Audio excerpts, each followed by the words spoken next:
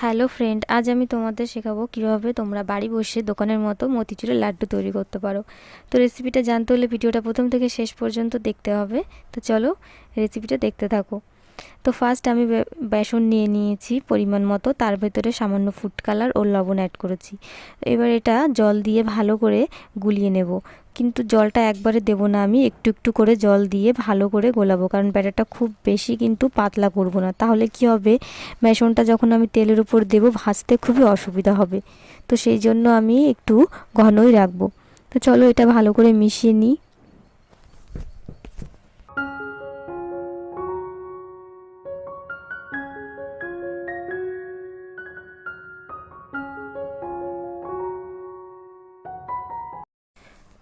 তো ব্যাটারটা আমার কমপ্লিট হয়ে গেছে। ঠিক এইরকম ঘন করে আমি করেছি, তোমরাও এরকম ঘন করে করে নেবে, কারণ এরকম ঘন করে করলে কি ভাজতে তোমাদের সুবিধা হবে। তো এটা আমার পুরো কমপ্লিট। আর এখানে না ফুড কালারটা কিন্তু অল্প অ্যাড করবে, খুব বেশি অ্যাড করবে না। এবার কড়াইটা ভালো করে প্রথমে গরম করে নিয়েছি, তার ভেতরে তেল দিয়ে দিয়েছি। এবার তেলের ভেতরে এই যে বেসনের ব্যাটারটা আমি করে রেখেছি এগুলো চামচ দিয়ে দিয়ে দেবো একটু একটু করে, খুব বেশি বড় আকারে দেবো না, তাহলে কি হবে ভেতরটা কিন্তু হবে না। সেই জন্য এগুলো একটু ছোট ছোট করে দিতে হবে। আর এরকম ছোট ছোট করে দিয়ে এটাকে খুব সুন্দর করে ভালো করে ভেজে নেব। আর এটা কিন্তু খুব বেশি পুড়িয়ে ফেলবে না, ভাজার সময় এটা খেয়াল রাখতে হবে যেন এটা পুড়ে না যায়, তাহলে কিন্তু লাড্ডুগুলো খেতে কিন্তু ভালো হবে না, একটু অন্যরকম লাগবে। তো আমি দিয়ে দিয়েছি কড়াইতে। এবার এগুলো উল্টে পাল্টে ভালো করে না ভেজে নেব, কারণ ভেতরেও তো হতে হবে, আর সেই জন্য আমি ছোট ছোট করে দিয়েছি। তো এগুলো খুব সুন্দর করে মুচমুচে করে ভেজে নেব। যতটা মুচমুচে হবে তত কিন্তু লাড্ডু তৈরিটা ভালো হবে, আর নরম থাকলে কিন্তু অতটা ভালো হবে না। তো এগুলো দেখো আমার ভাজা কমপ্লিট হয়ে গেছে। এবার আমি এগুলোকে নামিয়ে নেব।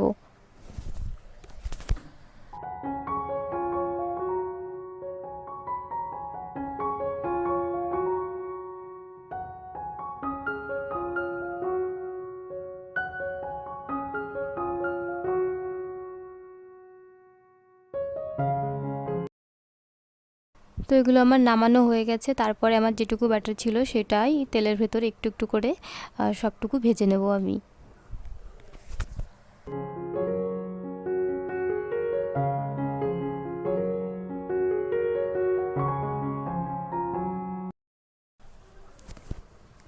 তো এগুলো আমার সব ভাজা কমপ্লিট হয়ে গেছে। এবার এর ভেতরে যেগুলো একটু বড় বড় আছে সেগুলো আমি এরকম হাত দিয়ে ভেঙে নিচ্ছি।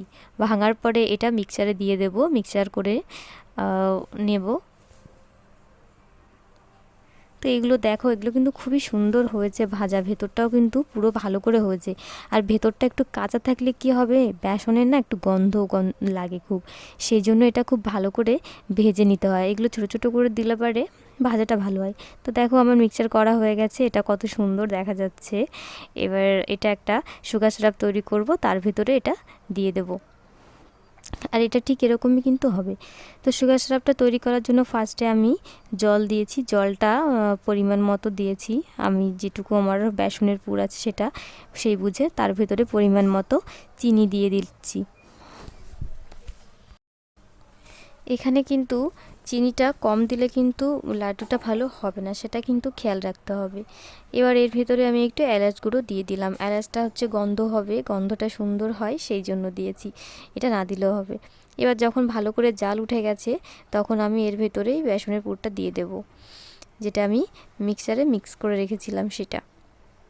তো এটা দিয়ে খুব ভালো করে নেড়ে চেড়ে এর যতক্ষণ না পর্যন্ত এটা একটা আঠা আঠা হচ্ছে ততক্ষণ পর্যন্ত কিন্তু নামাবে না, একটু টানবে তারপরে শুকিয়ে নেবে, কারণ এইরকম অবস্থায় লাড্ডু কিন্তু করা যায় না। এটা আমার দেখো এবার শুকিয়ে গেছে কমপ্লিট ওটা। তো এর ভিতরে আমি এখন 2 চামচ ঘি দিয়ে দিচ্ছি। ঘিটা দিলে কি হয়, যখন আমরা লাড্ডুটা পাকাবো তখন পাকটা কিন্তু খুব ভালো হবে, আর হাতে কিন্তু লাগবে না, চটচটে যে ভাবটা থাকবে সেটা কিন্তু থাকবে না চিনির, হাতে একটুও লাগবে না, আর খুব সুন্দর করে তোমরা লাড্ডুটা গোল করে পাকাতে পারবে। তো এটা আমার কমপ্লিট হয়ে গেছে। এবার এটাকে আমি নামিয়ে নেব। তো একটা থালায় নামিয়ে কিছুক্ষণের জন্য কিন্তু এটা ঠান্ডা করে নেব, কারণ খুব গরম, খুব গরম এই অবস্থায় হাতে দিলে হাত হাতে ফোসকা পড়ে যাবে, লাড্ডুটা তৈরি করা যাবে না। কিন্তু খুব বেশি ঠান্ডাও কিন্তু করবে না, একটু ছড়িয়ে দেবে। ছড়িয়ে দিলে কি হবে, একটুখানি পরেই এটা করতে পারবে। আর খুব বেশি ঠান্ডা হয়ে গেলে কি হবে, যখন লাড্ডুর পাকটা দেবে, গোল করবে, লাড্ডুগুলো কিন্তু অতটা গোল হবে না। তো সেই জন্য খুব বেশি ঠান্ডা কিন্তু এটা করবে না। তো আমার দেখো নামিয়ে একটুখানি টাইম আমি ওয়েট করেছি, ওয়েট করার পরে আমি লাড্ডুগুলো তৈরি করা শুরু করেছি। আমি ফার্স্ট একটু কোনো রকমে গোল করে রেখে দিচ্ছি, পরে এটাকে ঠিক করব।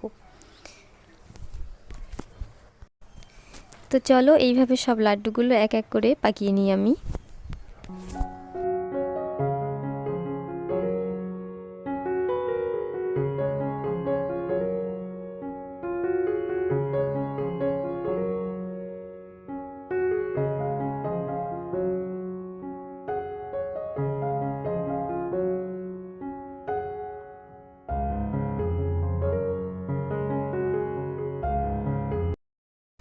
তো লাড্ডুগুলো দেখতেই পাচ্ছ যে কতটা সুন্দর এবং জুসি হয়েছে, দারুণ, মানে এতটা সুন্দর জুসি হয়েছে লাড্ডুগুলো, পুরো একদম কিন্তু দোকানের মতো।